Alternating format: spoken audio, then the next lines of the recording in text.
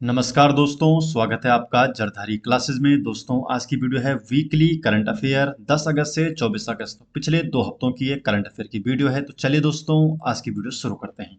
आज की वीडियो का क्वेश्चन नंबर 1 है, उत्तराखंड के युवाओं के लिए हल्दीराम स्किल अकेडमी में शुरू की गई विशेष स्किल ट्रेनिंग योजना के पहले बैच में कितने प्रतिभाशाली शामिल किए गए।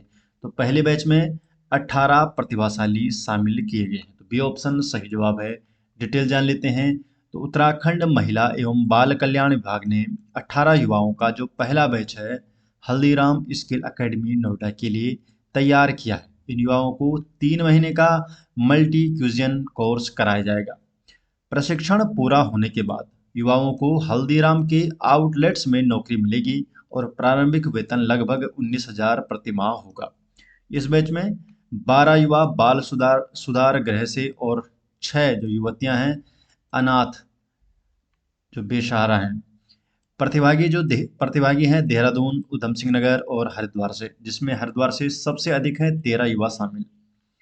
कार्यक्रम का जो औपचारिक उद्घाटन है हरिद्वार में राज्य स्तरीय कार्यक्रम के तहत होगा। 25 अगस्त को युवाओं को नोएडा भेजा जाएगा और ये पहल राज्य की पहली स्किल ट्रेनिंग योजना है, जिसका उद्देश्य युवाओं को आत्मनिर्भर और समाज की मुख्य धारा से जोड़ना है। तो जो पहल है राज्य की जो पहली जो स्किल ट्रेनिंग योजना है, तो स्किल ट्रेनिंग योजना का ये हिस्सा है।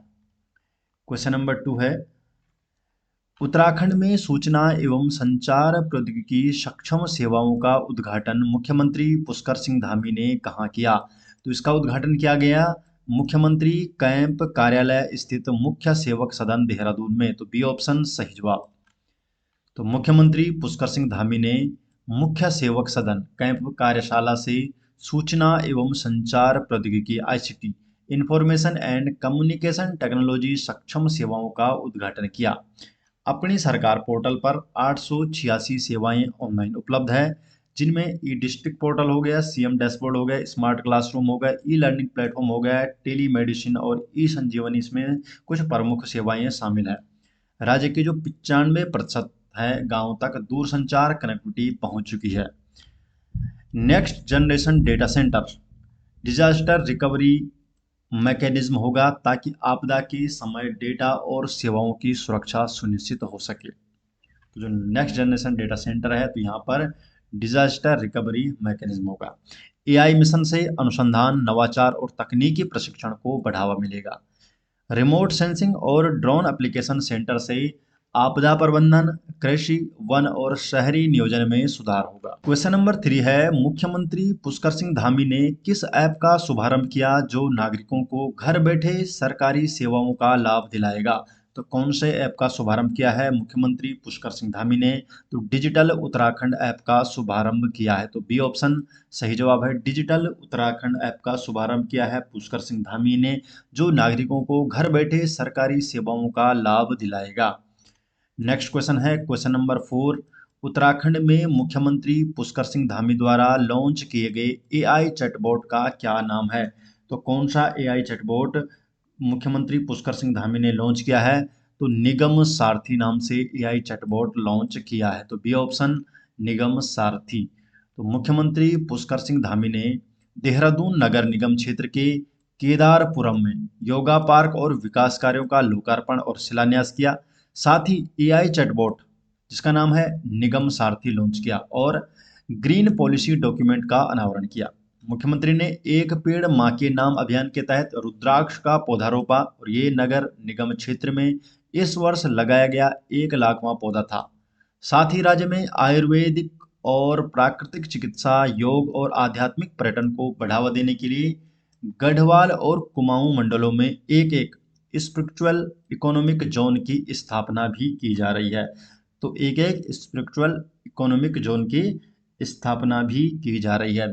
दोस्तों, आपको एक महत्वपूर्ण जानकारी दे दूं, अगर आप जरधारी क्लासेस के ई बुक चाहते हैं तो इसका लिंक आपको डिस्क्रिप्शन में मिल जाएगा, या आप डायरेक्टली गूगल पर भी सर्च कर सकते हैं जरधारी classes.in और आप हमारे ई बुक स्टोर में पहुंच जाएंगे, जहां पर हिंदी एडिशन और इंग्लिश एडिशन दोनों ही मीडियम में आपको यहाँ पर ई बुक देखने को मिल जाएगी। यहाँ पर आपको देखिए, यहाँ पर वीडियो बीपीडीओ पटवार लेखपाल के यहाँ पर 10 मॉडल पेपर हैं, साथ में उसमें 6 प्रीवियस ईयर पेपर भी दे रखे हैं। डिटेल आप इसमें क्लिक करके इसकी डिटेल यहाँ पर डिस्क्रिप्शन में दे रखा है कि क्या चीज़ें इसके अंतर्गत है।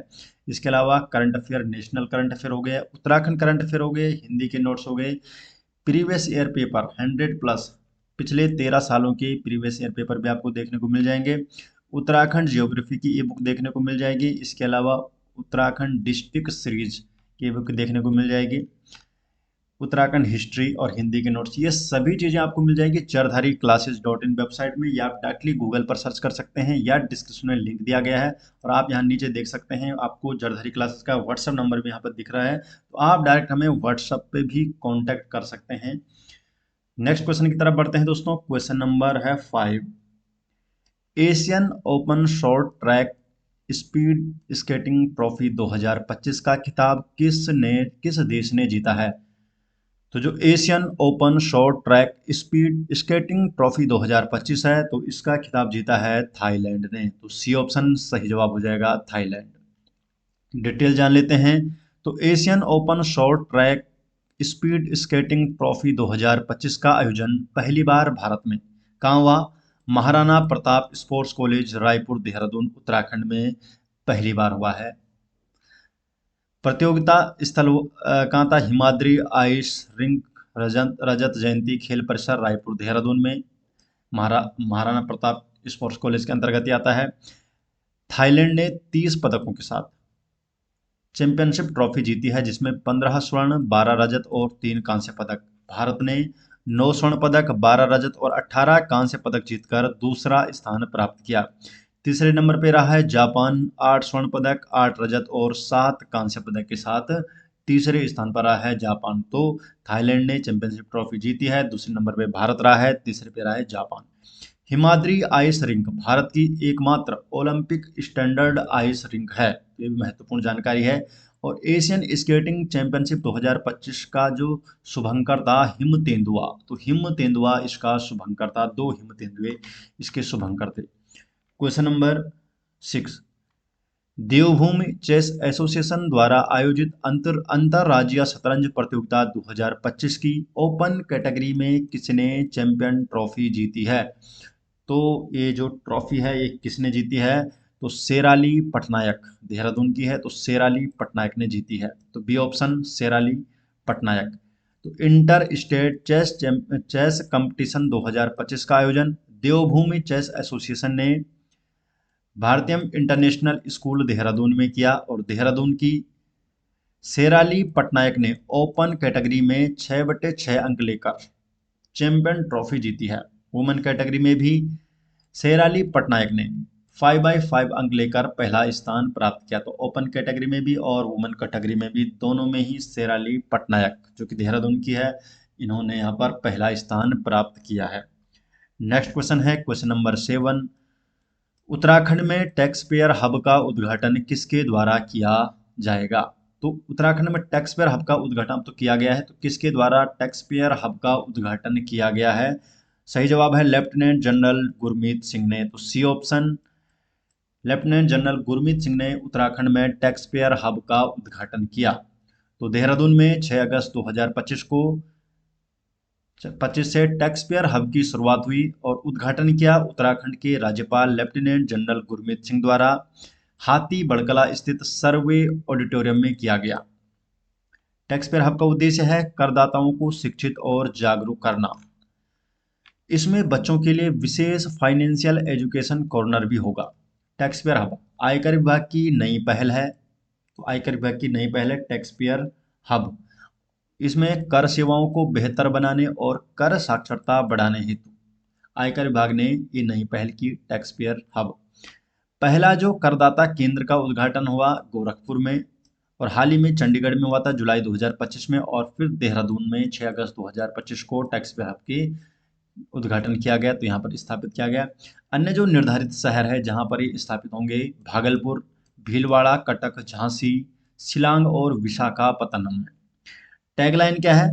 प्रत्येक आयकरदाता एक राष्ट्र निर्माता, every income tax pair a nation builder. तो इसकी टैगलाइन। क्वेश्चन नंबर 8, हाल ही में उत्तराखंड सरकार द्वारा पारित उत्तराखंड धार्मिक स्वतंत्रता संशोधन विधेयक 2025 का मुख्य उद्देश्य क्या है?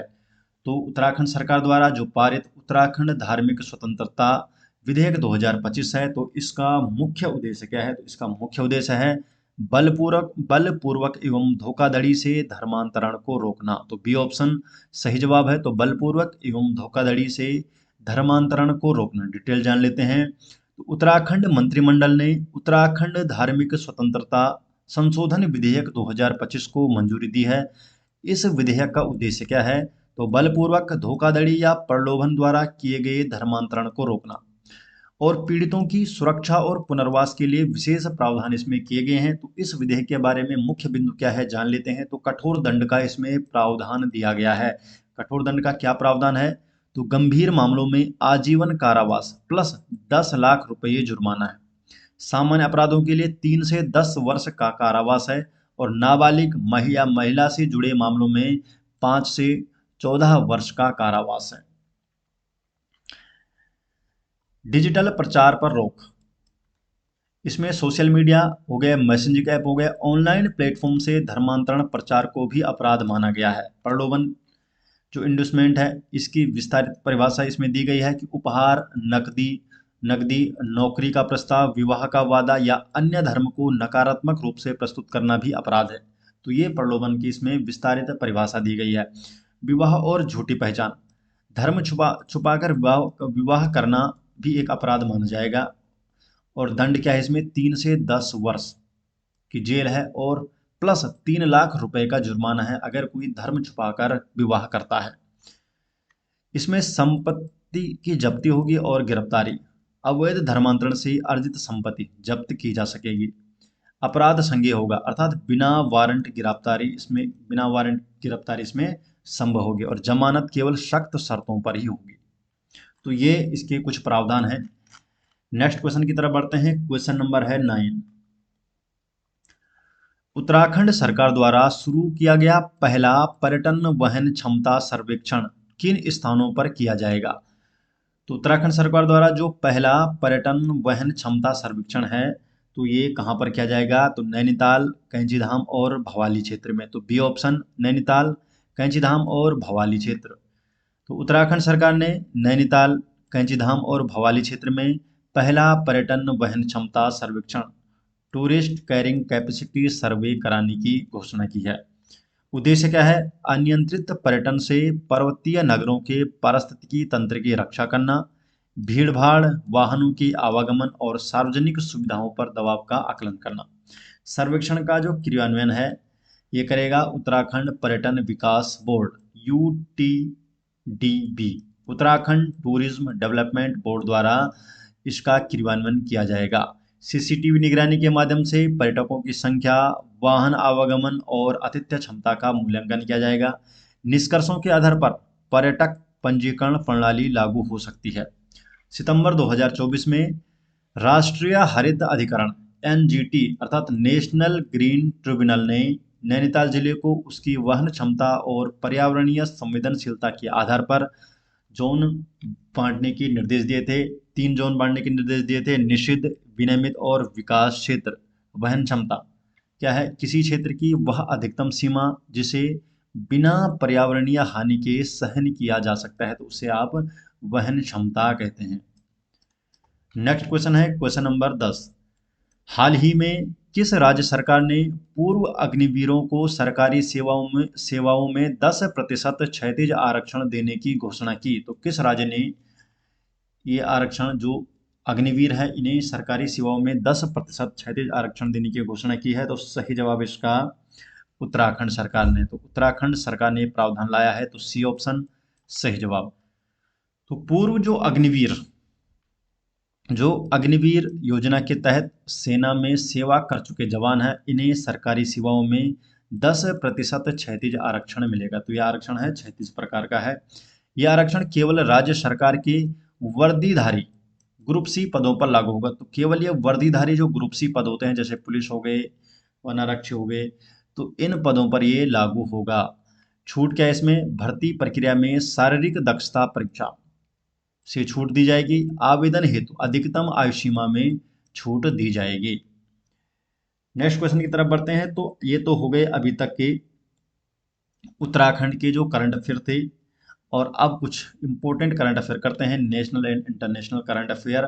तो क्वेश्चन नंबर 11 है, इसरो का पहला मानव अंतरिक्ष उड़ान कार्यक्रम गगनयान की पहली मानव रहित परीक्षण उड़ान कब शुरू होगी। तो देखिए दोस्तों, जो नेशनल और करंट अफेयर के क्वेश्चन होते हैं इनको तो हम वैसे डेली ही लाते हैं, लेकिन कुछ इंपॉर्टेंट हम यहाँ पर वीकली में भी आपको करा देते हैं कि आपका भी इसमें रिवीजन हो जाएगा। तो इसका है दिसंबर 2025 में ये शुरू होगा। तो सी ऑप्शन सही जवाब। तो भारत का जो पहला मानव अंतरिक्ष उड़ान कार्यक्रम है गगनयान जो मिशन है, और इसकी जो पहली मानव रहित परीक्षण उड़ान है G1 मिशन, पहला जो ये मानव रहित गगनयान मिशन है इस वर्ष दिसंबर 2025 में होगी। और घोषणा की है इसरो अध्यक्ष वी नारायणन ने नई दिल्ली में प्रेस कॉन्फ्रेंस के दौरान इसकी घोषणा की गई। और इस मिशन में व्योमित्र नामक एक अर्ध मानव रोबोट को भेजा जाएगा। तो व्योमित्र को भेजा जाएगा इसमें। क्वेश्चन नंबर 12, ऑनलाइन गेमिंग संवर्धन और विनियमन विधेयक 2025 का मुख्य उद्देश्य क्या है। तो इसका उद्देश्य है कि ऑनलाइन ई स्पोर्ट्स और सोशल गेम्स को बढ़ावा देना तथा मनी गेम्स पर रोक लगाना। तो मनी गेम्स पर रोक लगाना ये इसका उद्देश्य है। तो बी ऑप्शन सही जवाब है। तो 20 अगस्त 2025 को लोकसभा ने ऑनलाइन गेमिंग संवर्धन एवं विनियमन विधेयक 2025 पारित किया। और इस विधेयक का उद्देश्य है ई स्पोर्ट्स व ऑनलाइन सोशल गेम्स को प्रोत्साहित करना और हानिकारक ऑनलाइन मनी गेमिंग पर पूर्ण प्रतिबंध लगाना। तो ये इस विधेयक का उद्देश्य है। विधेयक के तहत एक ऑनलाइन गेमिंग प्राधिकरण ऑनलाइन गेमिंग अथॉरिटी की स्थापना भी की जाएगी। विधेयक में क्या क्या प्रावधान किए गए हैं। उल्लंघन पर 3 साल की कैद है और 1 करोड़ रुपए का जुर्माना है।